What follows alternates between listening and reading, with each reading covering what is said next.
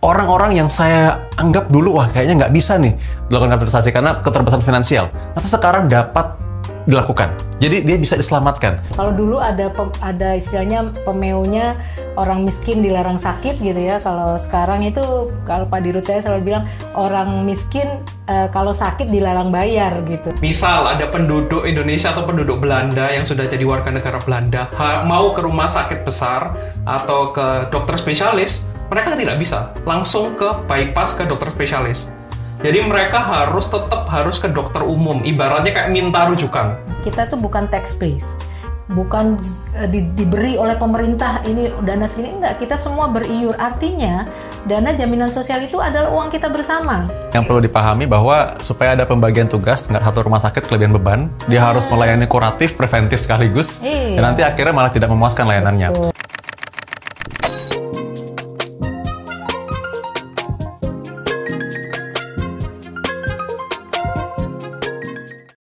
Pemirsa Youtube Channel, kembali bersama saya Dr. Vito Damai. Kali ini ada tamu spesial. Kita akan bicara mengenai BPJS. Siapa di sini di antara pemirsa yang belum punya BPJS? Ketinggalan zaman berarti.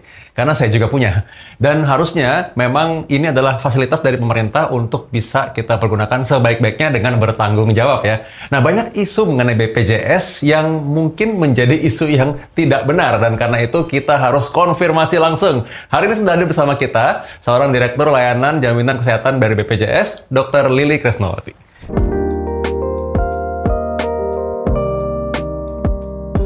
Dr. Lily. Ya, selamat pagi. Saya panggil tetap Dr. Lily ya.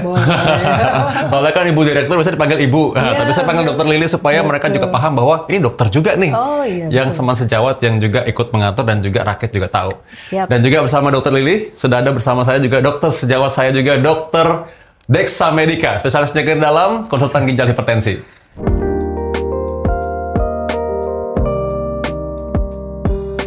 Dr. Dexa. Alhamdulillah, baik Dr. Vito.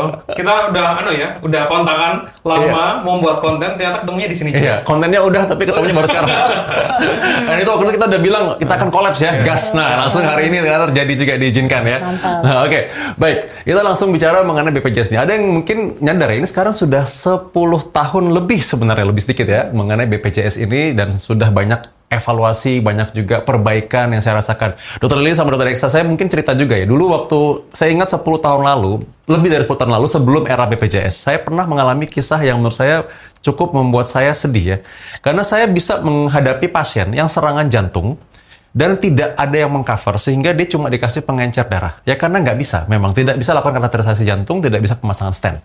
Tapi memang setelah ada BPJS, ternyata orang-orang yang saya anggap dulu, wah kayaknya nggak bisa nih dilakukan kateterisasi karena keterbatasan finansial, ternyata sekarang dapat dilakukan. Jadi dia bisa diselamatkan dengan teknologi pemasangan stent, dengan kateterisasi. Jadi sebenarnya ini membawa dampak yang baik juga. Dan saya yakin bahwa masih banyak lagi pengalaman mungkin yang orang, mungkin dokter-dokter sejawat juga sebenarnya secara jujur bisa menghadapi juga ya hal semacam ini ya. Nah, dokter, sebelum saya ke Dr. Dexa ya, mungkin Dr. Lily bisa cerita nih bagaimana secara garis besar 10 tahun ini gimana BPJS nih? Iya, jadi BPJS Kesehatan itu berdasarkan undang-undang memang merupakan wujud dari kehadiran negara. Bahwa negara itu harus hadir, memberikan perlindungan terhadap masyarakatnya yang membutuhkan layanan kebutuhan dasar kesehatan. Jadi basic needs untuk di bidang kesehatan, dan itu tanpa adanya bencana finansial gitu. Jadi artinya itu tadi penyakit-penyakit yang bisa bikin orang jatuh miskin karena dia bahkan tidak mampu membiayai, itu disitulah negara hadir. Jadi sebetulnya tujuannya BPJS itu. Nah, kalau dari sebelum dan sesudah itu, ya di sini kelihatannya. Kalau dulu ada istilahnya pemeunya orang miskin dilarang sakit gitu ya. Kalau sekarang itu, kalau Pak Dirut saya selalu bilang orang miskin kalau sakit dilarang bayar gitu. Nah, itulah di situ. Kemudian dari dari BPJS Kesehatan ini satu hal yang bisa kita petik ya. Selama ini asas gotong royong di dalam di negara Indonesia ini, itu yang benar-benar dirasakan manfaatnya oleh seluruh bangsa Indonesia itu ya sebetulnya BPJS Kesehatan. Di mana semua orang ikut beriur, ya walaupun diwajibkan ya, tapi artinya dia semua orang ikut beriur dan semua orang bisa saling membantu untuk mengatasi masalah kesehatannya tanpa ada bencana finansial. Itu yang saya rasakan, semua orang harus tahu bahwa berkat BPJS Kesehatan ini, orang-orang yang tadinya tidak mungkin tersentuh oleh layanan kesehatan, saat ini bahkan tidak perlu memikirkan biaya karena sudah ada yang mengcover dari BPJS Kesehatan. Ya, dulu itu memang ya sedihnya itu ya, ada pasien yang ya mungkin bakulan ya, juga bingung gimana bantunya. Maksudnya even jasa dokter pun kami gratiskan sekalipun yang memang nggak bisa karena begitu mahal biaya untuk dan kontinuitasnya kan nggak bisa terjamin. Kalau sekarang kan bukan cuman kita, kadang-kadang kan donatur mau bisa membantu operasinya, tapi terus kontinuitas layanan setelahnya kan ya, obat-obatannya ya kadang-kadang loss of follow up juga. Iya, nah sekarang kan dengan adanya itu semua bisa tercover tanpa financial hazard itu tadi, yang garis besarnya adalah itu. Iya, Dokter Deksa sendiri punya pengalaman mungkin ya? Oh ya, otomatis karena saya konsultan ginjal hipertensi, pasien-pasien gagal ginjal stadium 5 yang harus cuci darah, itu kan menjadi salah satu momok yang paling menurut masyarakat itu mengerikan. Dan jauh sebelum ada asuransi, jelas itu berapa biaya yang harus dikeluarkan untuk 1 kali cuci darah. Padahal yang disebutkan Bu Lili tadi ada continuity. Seminggu kan harus 2 kali cuci darah dalam seminggu. Bayangkan dalam 1 bulan berapa. Kalau misalnya tidak ada asuransi kesehatan, maka ya itu akan menggerus harta yang mereka punya. Dan mereka otomatis produktivitas mereka akan menurun kan otomatisnya. Terus belum lagi pasien yang harus CAPD atau cuci darah dengan perut. Itu kan juga ditanggung oleh BPJS ya. Terus ada juga cangkok ginjal, itu juga ditanggung sebenarnya, cangkok ginjal. Jadi di Surabaya sudah 3 kali cangkok dalam 1 tahun terakhir. Itu alhamdulillahnya ditanggung BPJS. Tapi tetap ya, maksudnya dengan segala suara, ada yang mendukung pro, ada yang kontra. Ini memang tidak bisa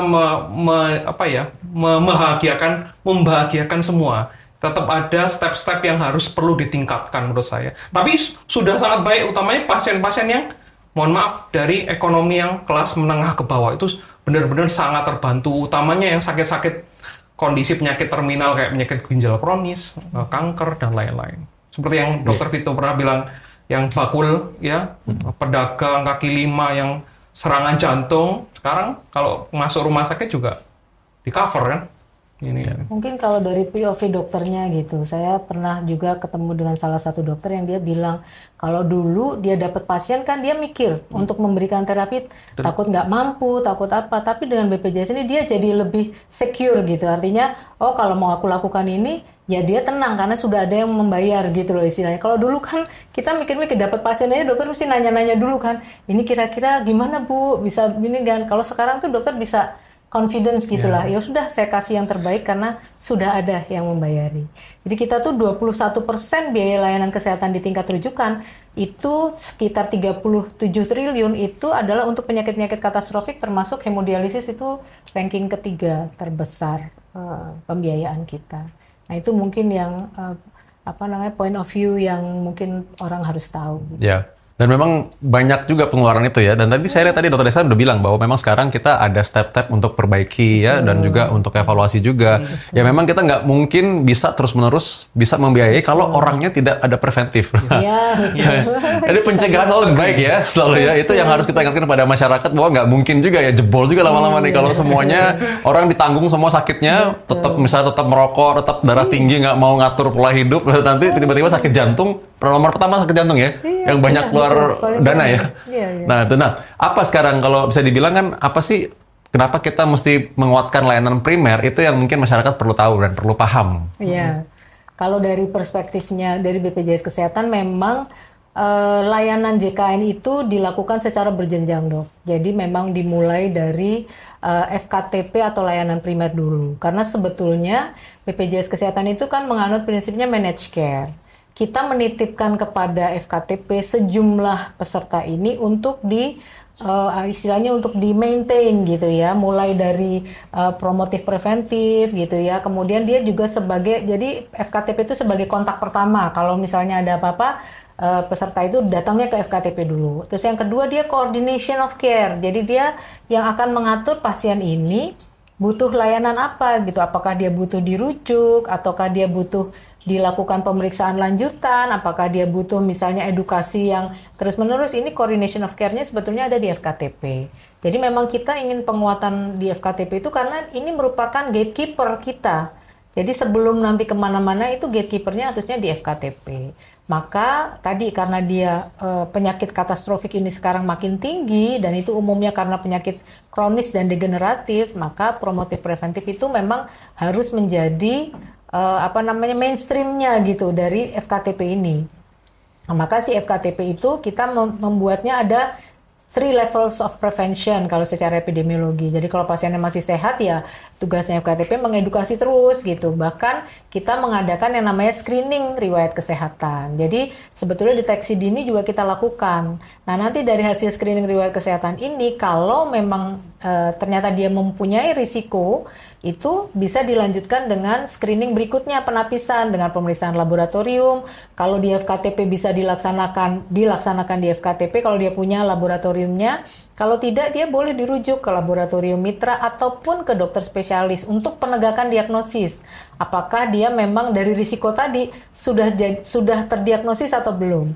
Kalau dia belum ada diagnosisnya, artinya belum menjadi satu penyakit, berarti dia menjadi kembali lagi ke prevention primer tadi, harus diedukasi, healthy lifestyle, dan seterusnya. Kalau dia memang terbukti sakit kronis, maka dia bisa dilanjutkan ke perawatan berikutnya. Kalau dia butuh ke dokter spesialis, ya dia ke dokter spesialis, dilakukan pemeriksaan, dan seterusnya. Kemudian mendapatkan pengobatan rutin. Nah, biasanya setelah dokter spesialis ini pasiennya sudah stabil, oleh dokter spesialis akan dikembalikan lagi ke FKTP, namanya program rujuk balik. Nah itulah nanti supaya di FKTP ini di-maintain, cuman untuk obatnya atau edukasinya. Kalau nanti diperlukan, secara berkala bisa dirujuk kembali ke dokter spesialis. Jadi sebetulnya ini, siklus ini kalau dijalankan terus, kita mengharapkan tidak ada lagi peserta JKN yang left behind gitu. Karena yang masih sehat sudah bisa dilakukan screening sejak awal sehingga terdeteksi lebih dini. Kalau memang perlu penanganan bisa dilakukan lebih dini. Kalau dia terdiagnosis maka dia mendapatkan layanan sesuai dengan indikasinya. Kalau dia butuh layanan spesialistik berarti dia dirawat di FKRTL. Kalau dia sudah stabil dan hanya maintenance aja, dia bisa dilakukan di program pengelolaan penyakit kronis di FKTP atau program rujuk balik. Nanti kalau ternyata berapa bulan sekali dokternya merasa ini kayaknya udah perlu ke spesialis lagi, ya dikirim lagi ke spesialis.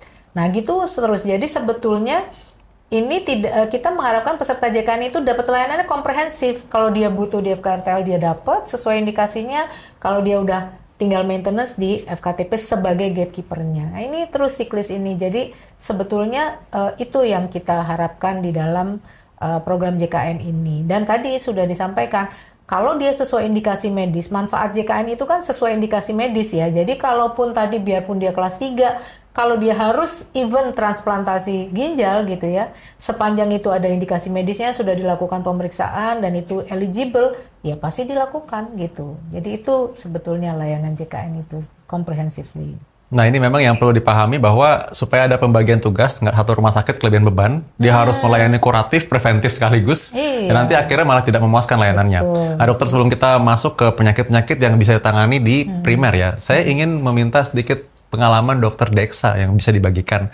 Pernah studi di Belanda kan, bagaimana tuh mereka bisa memanage. Mungkin itu kan yang masa panjang kita akan sampai ke sana, tapi ya kita sudah ke arah sana lah gitu ya. Gimana dokter Deksa? Ini tuh kurang lebih sama ya, malah lebih ribet kalau menurut saya di sana, dan itu juga dirasakan oleh warga negara Indonesia yang tinggal di Belanda. Jadi saya ada dua pasien dari sana telekonsultasi, mereka meminta pendapat mengenai medical check up yang mereka lakukan di Belanda. Kenapa nggak langsung ke spesialis? Karena mereka ada gatekeeper-nya, yaitu dokter umum yang ada di sana. Jadi Huistrat kalau namanya. Itu mereka harus benar-benar ada indikasi medisnya untuk bisa dirujuk ke dokter spesialis. Misal ada penduduk Indonesia atau penduduk Belanda yang sudah jadi warga negara Belanda, mau ke rumah sakit besar atau ke dokter spesialis, mereka tidak bisa langsung ke bypass ke dokter spesialis. Jadi mereka tetap harus ke dokter umum, ibaratnya kayak minta rujukan.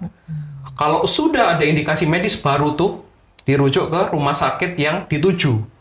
Nah, bisa nggak langsung ke rumah sakit? Bisa kalau misalnya kondisinya mengancam jiwa. Jadi di sana itu benar-benar kayak tengkar antara, bukan tengkar ya, kayak ini gimana sih dokter umumnya yang di Belanda, saya kok nggak dikasih ke dokter spesialis. Jadi benar-benar di sana ketat banget untuk masalah perujukan ke dokter spesialis. Nah, kalau misalnya ada orang Indonesia di sana batuk pilek, mereka disuruh datang dinasehati pulang, tidak dikasih obat. Kalaupun dikasih obat, andalannya mereka adalah obat, mohon maaf, paracetamol. Itu andalan mereka. Kalau misalnya batuk, pilek, nyeri kepala, terus habis itu nyeri pegelinu, selama tidak ada indikasi medis untuk dirujuk, mereka dikasih obat itu disuruh pulang. Jadi itu berulang-ulang. Jadi kalau orang sana, udah kamu harus jaga kesehatan biar kamu nggak harus ke Wistrat atau ke dokter umumnya sana. Terus kalaupun mereka harus ke rumah sakit, mereka harus spend berapa untuk bisa ditanggung. Jadi kayak spend berapa euro baru bisa ditanggung. Tapi kalau sudah dirujuk, mau cangkok 4 kali pun gratis. Mau kateter berapapun pasang ring gratis. Jadi benar-benar di sana itu masyarakatnya, kalau waktu saya di sana itu kayak benar-benar disuruh untuk hidup sehat. Jadi itu nggak tanggung jawabnya negara hadir, tapi tanggung jawabnya kesehatan itu sebetulnya tanggung jawab pribadi kita kan. Jadi kenapa kok ini kan tubuh kita ya, tubuh kita udah disuruh kerja cari uang, tubuh kita sudah disuruh untuk hidup sampai detik ini, tapi nggak pernah kita itu refleksi diri, ayo loh kamu harus jaga kesehatan biar nggak sampai sakit. Nah di Belanda itu saya baru sadar bahwa oh ternyata penting ya kesehatan itu. Untuk menjaga kesehatan itu penting, karena kalau saya sakit di sini saya harus ke mana? Karena nggak gampang untuk langsung ke poliklinik ya. Kalau di sini kan bisa ya, saya ke poliklinik rumah sakit apapun dilayani oleh dokter spesialis. Di sana nggak. Jadi dokter umum dulu menjadi garda terdepan. Jadi benar kata dokter Vito tadi bahwa kita sudah menuju ke sana, tapi perlu perbaikan step by step yang signifikan sekali. Makanya waktu kembali ke sini tuh kayak di satu sisi saya bersyukur bisa berobat, kalaupun sakit saya bisa berobat anytime, kapanpun. Di sana mereka harus janjian seminggu, 2 minggu untuk ketemu dokter umumnya. Belum lagi kalau ketemu dokter spesialisnya, bisa berminggu-minggu untuk menunggu dokter spesialisnya. Ini nggak hanya di Belanda aja ya, tapi di hampir sebagian besar negara Eropa seperti itu. Jadi di satu sisi saya kembali, saya bersyukur banget kalau misalnya pun saya ke iris tangan, saya ke IGD, saya masih bisa dilayani. Atau saya sebetulnya kan nggak indikasi ya di sana, tapi bersyukurnya itu. Nah, tetap ada step-step atau checklist yang harus dipenuhi. Even di sana asuransi kesehatan yang bagus, mereka harus checklist. Oh ini benar, oh ini ada indikasi baru tuh dirujuk. Jadi menarik kalau kita lihat POV. Jadi itu normalnya memang harusnya begitu ya. Orang jaga kesehatan ya normal. Justru itu kita harus mengubah perspektif atau mindset masyarakat bahwa ya jaga kesehatan itu adalah tanggung jawab dia juga sebenarnya. Nah itu dan sekarang kita sedang berusaha untuk perbaiki layanan tingkat primer supaya apa yang menjadi preventif bukan hanya kuratif itu juga menjadi fokus juga. Betul. Nah mengenai tadi ya ada penyakit-penyakit yang bisa ditangani oleh layanan tingkat primer ya. Ada 144 penyakit. Nah, ini simpang siurnya begini, dokter. Ada yang bilang bahwa, aduh ini susah banget nih dirujuk nih. Kalau 144 ini masa nggak mungkin, masa ditayangin oleh dokter umum yang begini. Nah, ini kan satu sisi ada yang bilang bahwa ini ribet. Satu sisi lain bilang, wah ini mah dokter umumnya tinggal numpang lewat ngasih surat rujukan aja. Nah, itu kan hal yang mesti diluruskan. Dokter Lili gimana? Betul. Jadi memang itu yang tadi simpang siurnya ini, makanya saya pengen sekali meluruskan baik di sini atau di ada beberapa kesempatan saya ngobrol dengan dokter adalah jadi 144 diagnosis itu sebetulnya bukan aturan BPJS. Jadi kita mengambilnya adalah dari Perkonsil nomor 11 tahun 2012 itu tentang standar kompetensi dokter Indonesia. Jadi kalau seorang dokter diluluskan ya atau dokter lulus itu dia punya kompetensi yang namanya skalanya 4A itu. Nah, itu adalah sekitar 144 diagnosis. Sehingga asumsinya dokter yang lulus ini, dokter umum ini kan adanya di layanan primer. Jadi kita mengharapkan seluruh layanan primer tentunya mampu menangani 144 diagnosis ini kalau bisa tuntas. Tetapi di dalam Kepmenkes 1186 tahun 2022 memang sudah diatur panduan praktik klinik untuk dokter umum atau dokter layanan primer. Sehingga di dalam panduan praktik klinik itu ada tata cara atau tata laksana penyakit-penyakit ini, namun ada kriteria kapan ini boleh dirujuk tentu saja, karena pasti akan ada keterbatasan juga di mana dia tidak mampu, misalnya sudah ditangani tapi tidak membaik, atau tadi ternyata ada komplikasi atau komorbiditas lain yang tidak semata-mata yang 144 tadi, sehingga nanti di dalam KMK itu ada kriteria kapan boleh dirujuk gitu. Jadi sebetulnya 144 apakah tidak boleh dirujuk? Ya tidak juga, tapi dirujuknya juga tentu harus sesuai dengan indikasi gitu kan. Jadi itu sebetulnya yang dimaksud. Jadi kenapa kita meminta tadi, karena dia sebagai gatekeeper ya harusnya dia berusaha dulu menangani. Dan oleh karena itu BPJS Kesehatan itu kalau kita kerjasama dengan Vaskes, biasanya kita melakukan yang namanya credentialing. Nah sebetulnya credentialing itu biasanya ada beberapa orang yang beranggap oh ini bikin ribet gitu ya, pakai akreditasi, credentialing dan sebagainya. Tapi sebetulnya kalau dari BPJS Kesehatan, credentialing itu kita perlukan untuk memastikan bahwa sarana prasarananya tersedia gitu ya. Kemudian jam layanannya gitu. Kita memberikan FKTP itu ada jam layanan minimal yang dia harus penuhi. Terus yang kedua, mereka harus bersedia melakukan telekonsultasi melalui aplikasi. Jadi kalau misalnya pesertanya belum bisa ke Vaskes, dia tetap bisa chat dokternya untuk minta advice dulu.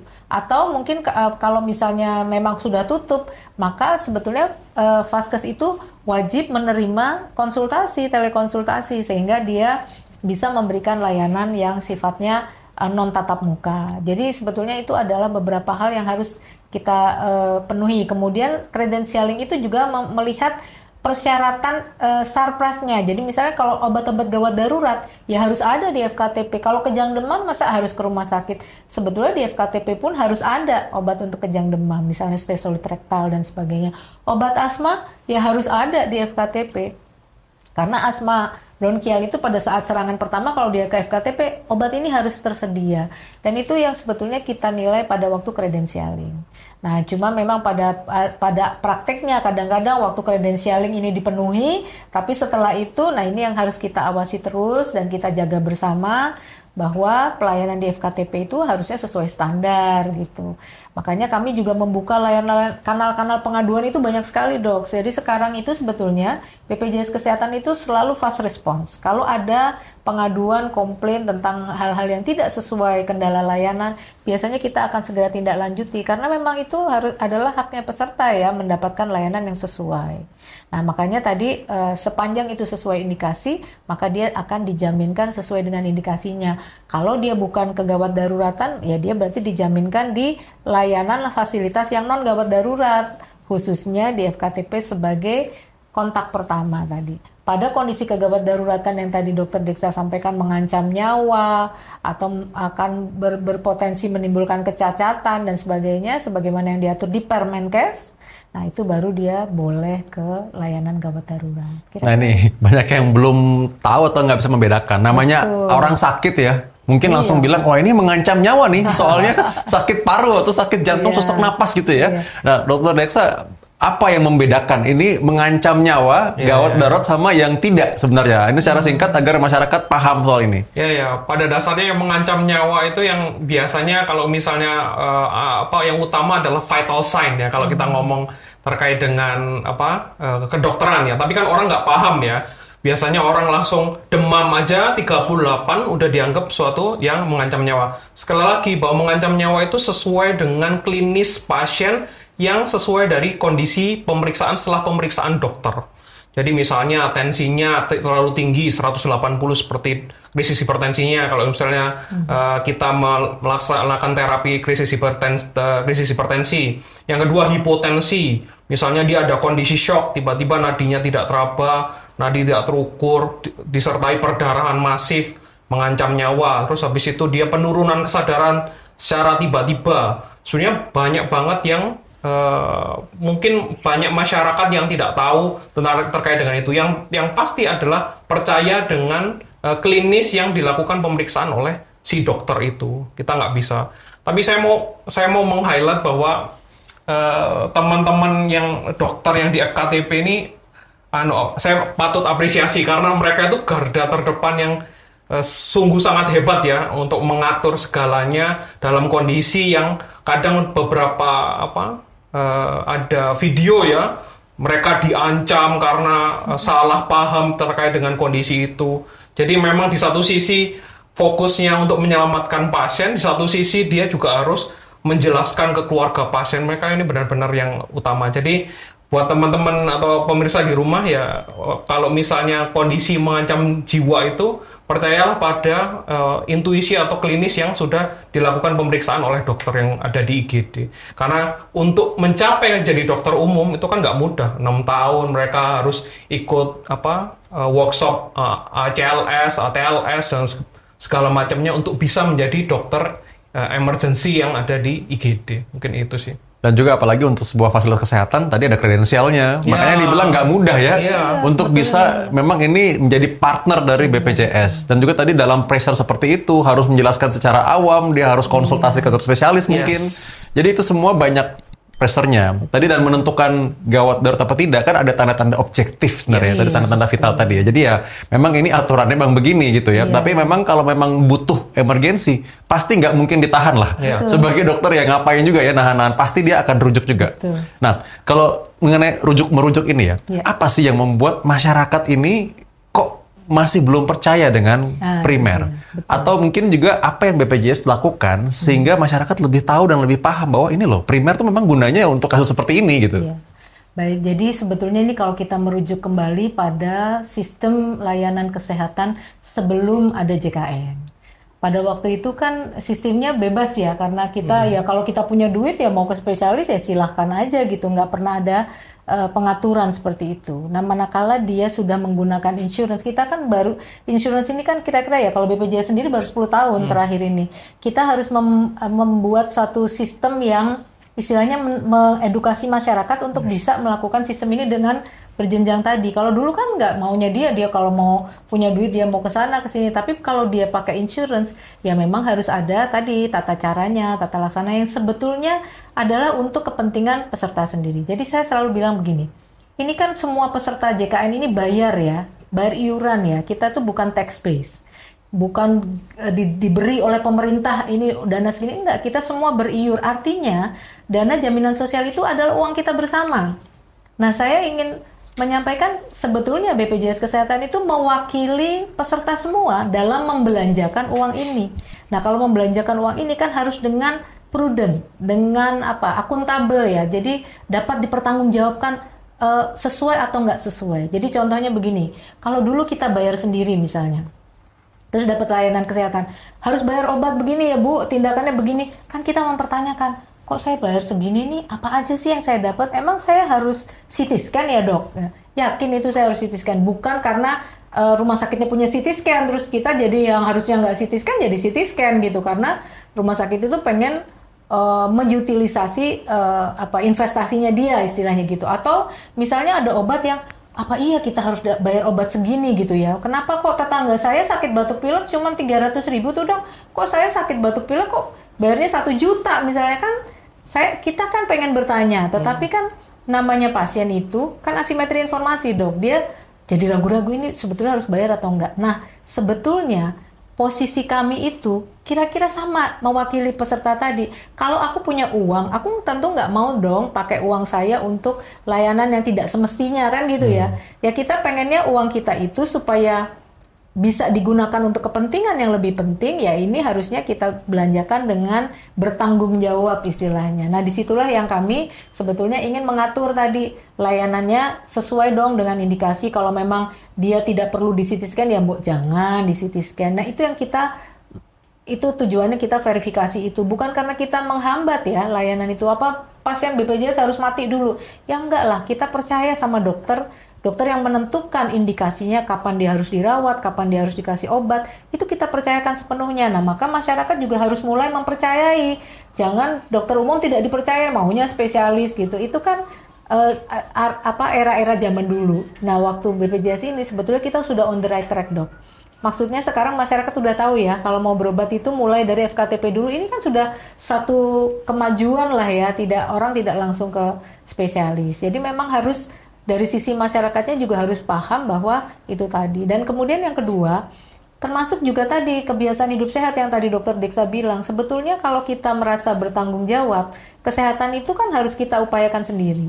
Jangan sampai nanti sedikit-sedikit sakit maunya dokter spesialis. Sakit-sakit yang nggak terlalu ini maunya ke rumah sakit. Nah itu nanti rumah sakitnya terlalu penuh untuk layanan-layanan yang sebetulnya dia bukan kelasnya rumah sakit. Nah apa bahayanya? Kalau misalnya nih katakanlah Dokter Vito ini ya punya praktek 2 jam 8 sampai jam 10. Dia kira-kira kalau 2 jam itu ada 10 orang pasiennya jatahnya. Kalau misalnya yang datang ke Dokter Vito itu orang yang sebetulnya nggak perlu ke Dokter Vito sih sebetulnya, tapi dia daftar. Nah begitu ada orang lain yang pengen juga ke Dokter Vito dan dia sebetulnya lebih membutuhkan Dokter Vito layanannya, kan Dokter Vito udah penuh. Untuk orang-orang yang sebetulnya nggak perlu ke Dokter Vito. Nah itu kan artinya ketidakadilan. Nah itu yang ingin kita luruskan. Wow, yes. Iya kan, kalau dia kapasitasnya memang dokter itu, ya berikanlah pada orang yang lebih membutuhkan layanan spesialistik tadi. Jangan sampai dokter yang spesialis ini melayani orang-orang yang bukan butuh spesialistik, sementara yang butuh spesialistik menjadi tidak terlayani. Wow, yeah. Karena iya kan begitu. Nah itu yang diatur di dalam insurance. Jadi kenapa kita berbasis indikasi itu untuk mengatur. Jangan sampai misalnya lah, katakanlah dia mau masuk rawat inap. Lah kalau yang nggak sakit penting, dia cuma sekedar meriang-meriang, pokoknya saya dirawat inap lah dok, masa gini nggak dirawat inap. Sementara ada orang yang benar-benar butuh dirawat inap, jadi nggak bisa masuk. Ya kenapa? Karena ini sudah diisi oleh orang-orang yang sebetulnya tidak perlu tadi. Nah itu, jadi dari berbagai sisi dok, dari fasilitasnya juga jadi terzolimi, ini orang-orang yang sesuai indikasi. Dari sisi biaya juga, artinya kan ini kita punya duit terbatas ya, karena kita iuran nih. Iya. Kalau duitnya mau cukup, berarti kita harus benar-benar yakinkan yang kita bayar itu adalah layanan yang diperlukan. Makanya tadi ketat kalau di luar negeri. Kenapa? Memang duit kita tuh nggak mungkin ya, tadi dokter bilang, meng-cover semua. Kalau mau di-cover itu adalah penyakit-penyakit yang menimbulkan bencana finansial sebetulnya itu dok. Kan tujuan utamanya di situ. Yeah. Jadi kalau penyakit-penyakit ringan yang sebetulnya tidak berdampak finansial, sebetulnya harusnya tidak dijamin. Tapi kan nggak mungkin. Yeah. Akhirnya kita bikinlah, ya pokoknya sesuai indikasi medis. Makanya tadi percayakan sama dokter. Nanti dokter yang menentukan. Kalau dia harus dilayani spesialistik, ya kita bayar di sana. Yeah. Apapun penyakitnya, seberapapun beratnya, berapa kali pun dia harus hemodialisis, pasti kita bayar. Tapi kita mengharapkan juga di sisi lain, tadi kasus-kasus kalau nggak harus rawat inap, ya jangan minta rawat inap lah. Wow. Jangan minta, saya pengen diperiksa MRI dong, masa saya nggak di MRI ya kayak gitu-gitu. Ya janganlah gitu dok. Jadi sebetulnya mindset kita bersama. Tapi memang sih dok, tadi yang dokter Deksa bilang mungkin literasi masyarakat kita. Nah ini tugas kita bersama sih. Kalau kita kan sering dengar itu maunya petugas BPJS tuh standby loh di rumah sakit ngasih tahu gini-gini. Tapi kan itu impossible. Kita pegawai kita juga nggak banyak. Tapi kita sangat fast respon sekarang. Kalau dia dihubungi pakai semua kanal-kanal pengaduan, pasti kita akan tindak lanjuti. Tapi kami juga minta tolonglah kepada Vaskes dan juga Nakes sebagai mitra ya, karena kita bermitra. Ya karena ini juga pasien Anda juga, ya mohon sama-sama lah kita kasih edukasi. Mungkin namanya pasien sakit itu ya kan kadang-kadang emosi dan sebagainya. Itu sih saya kira sebagai nakes, kalau menurut saya juga dokter soalnya ya, bisa paham lah kalau waktu kita edukasi terus ditanggapi tidak baik, ya namanya juga orang sakit gitu ya. Jadi itu supaya kita sama-sama dok. Kami bukannya lepas tangan ya BPJS Kesehatan, tapi saya rasa ini adalah tugas kita bersama untuk memberikan literasi yang lebih bagus, pemahaman-pemahaman bagaimana insurance ini mengcover apa yang sebetulnya seharusnya di-cover oleh insurance. Itu sih, dok. Wow, ini memang POV yang menurut saya sih, saya belum pernah baca seperti ini, tapi saya rasa bahwa masyarakat harus tahu bahwa ini adalah gotong royong semuanya sebenarnya. Betul. Ya. Nah, Dokter Deksa, mungkin dokter yang konsultan, spesialis konsultan ya, jadi berpraktik di layanan tingkat lanjut nih. Dokter melihat manfaatnya buat masyarakat itu apa kalau mereka di tingkat primer dan mereka kuat di preventifnya, pencegahannya gitu. Angka kesakitan berkurang atau apa supaya masyarakat lebih paham dan mau gitu termotivasi ya. Iya. Yang mungkin yang basic dulu ya terkait dengan adanya pasien yang sakit di Indonesia ini kan semakin hari semakin banyak ya. Dan semakin muda. Dr. Vito kemarin cerita bahwa ada sakit jantung di usia 30. Saya orang cuci darah 18 aja udah ada. Karena saya penyakit dalam, berarti usia dewasa di 18 aja udah ada, bukan anak ya. Jadi 18, 23, 25 yang cuci darah itu sekarang banyak banget. Nggak hanya yang kalau dulu kan aneh ya kalau kita ngelihat ke ruang cuci darah ada pasien muda, bukan pasien anak-anak, pasien muda usia remaja sudah cuci darah, itu aneh banget. Tapi sekarang itu kayak ini sudah lumrah, bahkan 30-40 sekarang yang ada di ruang cuci darah itu. Artinya apa? Artinya ini tuh nggak bisa hanya satu kelompok aja yang bisa dijadikan tumpuan ya. Apalagi yang saya di tingkat lanjutan ya, pasien itu luar biasa. Apa contoh paling gampangnya? Jadwal cuci darah itu pada penuh. Di semua unit cuci darah, hampir nggak semua ya, sebagian besar penuh, apalagi di Surabaya tempat saya domisili. Jadi ini sudah ada kayak alert bahwa udah ini harus segera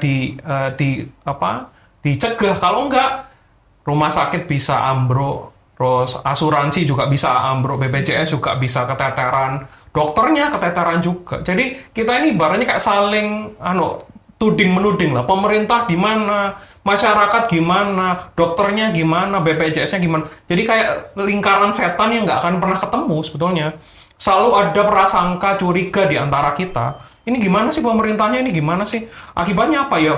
Lonjakan penyakit akan ada terus. Dan ini semakin ngeri lah. Kalau kita lihat 20-30, itu bukan, wah ini kelihatannya cuma cari konten ngapain, kita nggak perlu itu. Karena pasien udah gila-gilaan banyaknya, ya. Jadi ini tuh tanggung jawab kolektif semua. Yang tadi dokter itu kan bilang bahwa ini kolektif, asuransi kolektif. Nah ini tuh nggak hanya asuransi, tapi semua aspek ini harus kolektif. Negara turut serta, BPJS, asuransi, masyarakat, tenaga kesehatan harus aktif. Kalau enggak, ya gimana kita mau maju sebagai negara berkembang ya? Wow, yeah. Itu nggak akan mungkin kalau misalnya pemudanya aja udah sakit gagal ginjal. Yes. Berilah 10 pemuda akan ubah dunia. Kalau 8 pemudanya sakit gimana? Yeah. Kan nggak mungkin itu. Sesuatu hal yang mau saya tekankan di sana adalah ini tanggung jawab pertama kita sadari dulu adalah kesehatan lagi-lagi tanggung jawab pribadi kita. Ibaratnya kalau misalnya tulang punggung keluarga, jangan dikira tulang punggung keluarga itu hanya mencari uang. Tapi dia juga harus menjaga kesehatan. Mencari uang di usia 30, pasien saya stroke. Gimana usia 30-40 ke depan dia mencari uang? Disabilitas dia. Yeah. Gimana bisa dia mencari uang? Kalau kita ngomong kan, alah ngapain kita ngomong jaga makanan sekarang? Yang penting itu kerja, cuan besok. Kalau enggak, makan apa keluarga saya? Mending mana? Besok dapat uang banyak, habis itu sakit. Atau sakit mending dapat uang secukupnya. Sehat dalam dapat uang secukupnya, masih bisa terus sampai tua. Yes. Itu kan continuity yang nggak pernah kita pikirkan. Yeah. Ya hal-hal seperti itu yang kadang-kadang di FKTA kita itu terima pasien-pasien yang udah gawat semua. Yeah. Bayangkan kalau misalnya ada penelitian rekan sejawat saya Dr. Kum meneliti.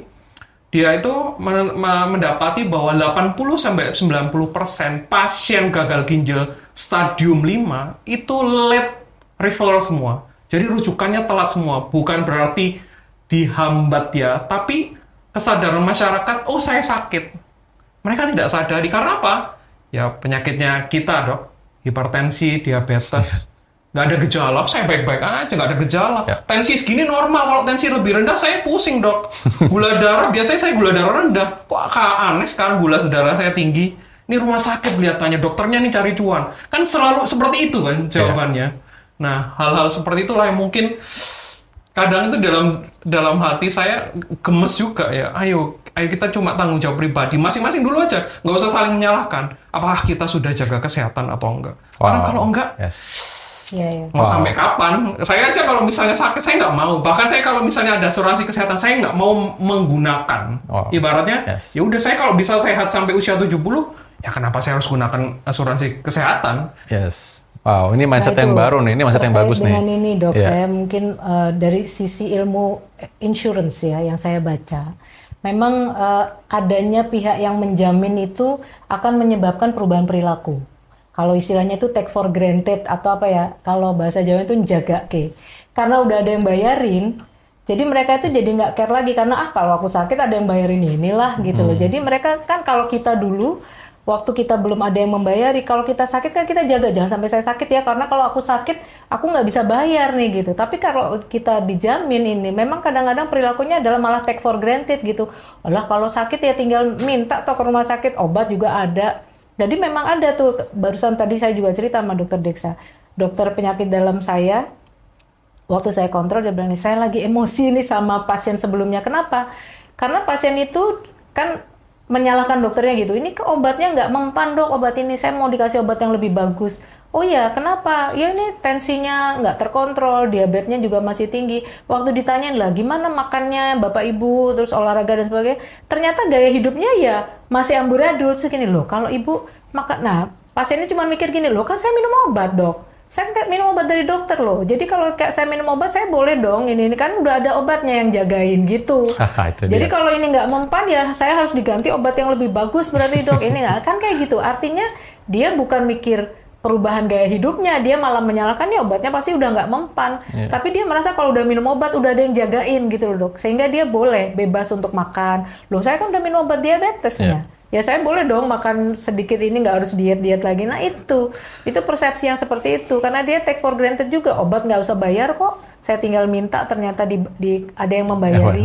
Nah itu yang menyebabkan, jadi kadang-kadang punya insurance itu, jadi tidak baiknya adalah mereka take for granted. Dan dia nggak akan peduli mau bayar, karena dia nggak pernah mikir bayar berapa kan dok. Sekarang ini tinggal dia datang, jadi dia nggak tahu kalau bayar hemodialisis itu sudah 1 juta per kali datang misalnya gitu ya. Terus kalau dia sebulan 8 kali berarti udah 8 juta. Kalau dia bayar iurannya 150.000 per bulan, untuk menutup 8 juta ini berapa orang yang harus bergotong royong? Artinya kan dia harus disangga nih oleh orang lain yang bayar iuran sama untuk menutup 8 jutanya dia 1 bulan. Karena dia sebulan cuma bayar 150.000, tapi biaya pelayanan kesehatannya segitu. Nah itu yang sebetulnya mindset semacam ini memang kita perlu bangkitkan kembali.